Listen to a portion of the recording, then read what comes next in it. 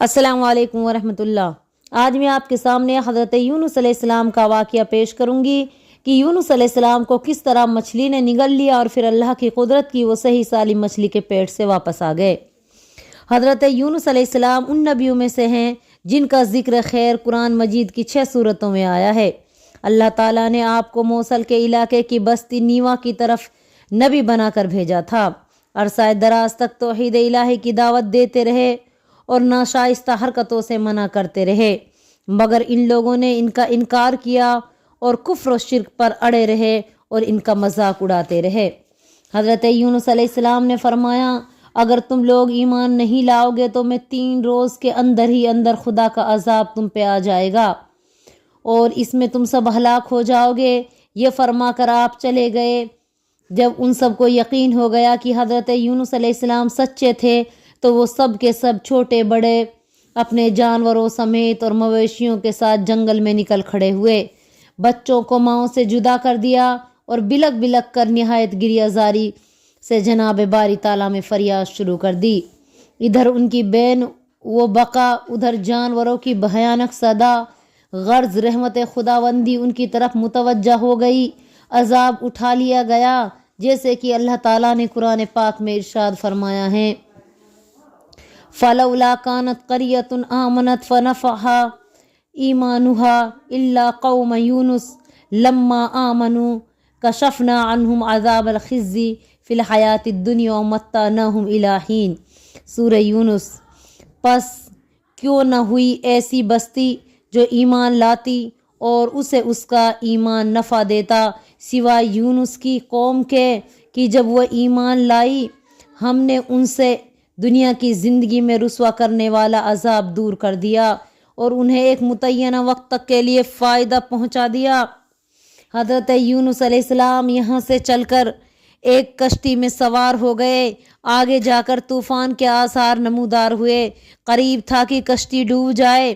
مشورہ یہ ہوا کہ کسی آدمی کو دریا میں ڈال دینا چاہیے۔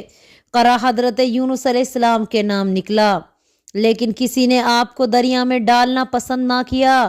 دوبارہ قرہ اندازی ہوئی، آپ ہی کا نام نکلا۔ تیسری مرتبہ بھی قرہ ڈالا گیا، اب کی مرتبہ بھی آپ ہی کا نام نکلا۔ چنانچہ قرآن مجید میں ارشاد ہوا، فَسَاهَمَا فَكَانَ مِنَ الْمُدْحَضِينَ۔ سورہ صافات۔ اور جب کشتی والوں نے غرق ہونے والے کے خوف سے قرار ڈالا تو دریا میں ڈال لے جانے کے لیے انہی کا نام نکلا، یعنی یونس علیہ السلام کا۔ اب کہ حضرت یونس علیہ السلام خود کھڑے ہو گئے، کپڑے اتار کر دریا میں کود پڑے۔ بحر اخضر سے بحکم الہی ایک مچھلی پانی کاٹتی ہوئی آئی اور آپ کو لقمہ لے کر چلی گئی، لیکن بحکم خدا نہ آپ کی ہڈی ٹوٹی نہ جسم کو کوئی نقصان پہنچایا۔ آپ اس کے لیے غذا نہ تھے بلکہ اس کا پیٹ آپ کے لیے قید خانہ تھا۔ اسی وجہ سے آپ کی نسبت مچھلی کی طرف کی گئی۔ عربی میں مچھلی کو نون کہتے ہیں۔ قرآن مجید میں ارشاد یوں ہوا، ذُنُّون، یعنی مچھلی والے کو یاد کرو کہ جب وہ غصے سے چل دیا اور خیال کیا کہ ہم اسے تنگ نہ پکڑیں گے، پھر اندھیروں کے اندر سے پکار اٹھے، خدایا تیرے سوائے کوئی معبود پاک نہیں، بے شک میں ظالموں میں سے ہو گیا۔ تو ہم نے اس کی پکار سن لی اور اسے غم سے نجات دے دی۔ ہم ایمان والوں کو اسی طرح بچا لیا کرتے ہیں۔ ان اندھیروں میں پھنس کر اب یونس علیہ السلام نے اپنے رب کو پکارا۔ سمندر کے تلے کا اندھیرا، پھر رات کا اندھیرا، یہ اندھیرے سب جمع تھے۔ آپ نے سمندر کی کنکریوں کی تسبیح سنی، وہ خود بھی تسبیح کرنی شروع کر دی۔ آپ مچھلی کے پیٹ میں جا کر پہلے تو سمجھے کہ میں مر گیا ہوں، پھر پیر ہلایا تو وہ ہلا، یقین ہوا میں زندہ ہوں۔ وہیں سجدے میں گر پڑے اور کہنے لگے، بارگاہ الہی، میں نے تیرے لیے اس جگہ سجدہ کیا جس سے پہلے کسی نے ایسی جگہ سجدہ نہیں کیا۔ حسن بصری فرماتے ہیں کہ آپ 40 روز مچھلی کے پیٹ میں رہے۔ رسول اللہ صلی اللہ علیہ وسلم فرماتے ہیں کہ جب خدا تعالیٰ نے حضرت یونس علیہ السلام کے قید کرنے کا حکم دیا تو مچھلی کو حکم دیا کہ آپ کو نگل لے، لیکن اس طرح نہ ہڈی ٹوٹے نہ جسم پر خروچ آئے۔ جب سمندر کی تہ میں پہنچے تو وہاں تسبیح سن کر حیران رہ گئے۔ وحی آئی کہ یہ سمندر کے جانوروں کی تسبیح ہے۔ چنانچہ آپ نے بھی خدا کی تسبیح شروع کر دی۔ اسے سن کر فرشتوں نے کہا، یا الہی، یہ آواز تو بہت دور کی ہے اور بہت کمزور ہے، کس کی ہے؟ ہم تو پہچان نہیں سکے۔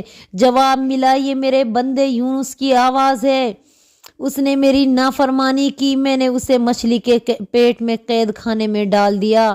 انہوں نے کہا، پروردگار عالم، ان کی نیک اعمال تو دنوں رات کے وقت چڑھتے رہتے تھے۔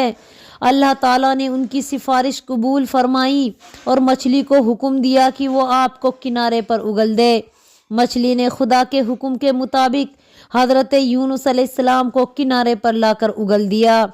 اللہ تعالیٰ نے اس کا نقشہ سورۃ الصافات کے اندر کھینچا ہے۔ بتحقیق یونس نبیوں میں سے ہیں۔ جب بھاگ کر پہنچے کشتی پر، پھر قرار اندازی ہوئی، یہ مغلوب ہو گئے، پھر اسے مچھلی نے نگل لیا اور وہ خود اپنے تیز ملامت کرنے لگے۔ پس اگر یہ پاکی بیان کرنے والوں میں سے نہ ہوتا تو مردے جلائے جانے تک یہ مچھلی کے پیٹ میں رہتا۔ پس اسے ہم نے چٹیل میدان میں ڈال دیا اور وہ اس وقت بیمار تھا، اور اس پر سایہ کرنے والا کدو کی قسم کا ایک درخت ہم نے اگایا، اور ہم نے اسے 1,00,000 بلکہ اور زیادہ آدمیوں کی طرف بھیجا۔ پس وہ ایمان لائے اور ہم نے بھی انہیں ایک زمانے تک عیش و عشرت دی۔ خلاصہ کلام یہ ہے کہ حضرت یونس علیہ السلام ان کلمات طیبہ کی برکت سے مچھلی کے قید خانے سے آزاد ہو گئے۔ پھر ان کو اللہ تعالیٰ نے ان کی قوم کے پاس دوبارہ تبلیغ اور ہدایت کے لیے بھیجا۔ آپ کی ساری قوم مسلمان ہو گئی۔ آیت کریمہ، لا الہ الا انت سبحانک انی کنت من الظالمین، اس کی فضیلت خود اس واقعے سے ثابت ہوتی ہے کہ رسول اللہ صلی اللہ علیہ وسلم نے فرمایا، جو بھی مسلمان جس کسی معاملے میں جب کبھی اپنے رب سے دعا کرے، اللہ تعالیٰ اسے ضرور قبول فرماتا ہے۔ جو بھی حضرت یونس کی دعا کے ساتھ دعا کرے، اس کی دعا ضرور قبول کی جائے گی۔ ابو سعید فرماتے ہیں، اسی آیت میں اس کے بعد ہی فرمان ہے کہ ہم اسی طرح مومنوں کو نجات دیتے ہیں۔ حضور پاک فرماتے ہیں، خدا کا وہ نام ہے جو اسے پکارتا ہے اس کو قبول کیا جاتا ہے، اور جو مانگتا ہے اسے عطا کیا جاتا ہے۔ حضرت یونس علیہ السلام کی دعا بہت زیادہ فضیلت والی دعا ہے۔ ہمیں جب بھی کوئی مصیبت یا پریشانی آئے تو یہ دعا پڑھ کر ہمیں اپنی پریشانی اور مصیبت اللہ کے سامنے پیش کرنی چاہیے، ہماری دعا ضرور قبول ہوگی۔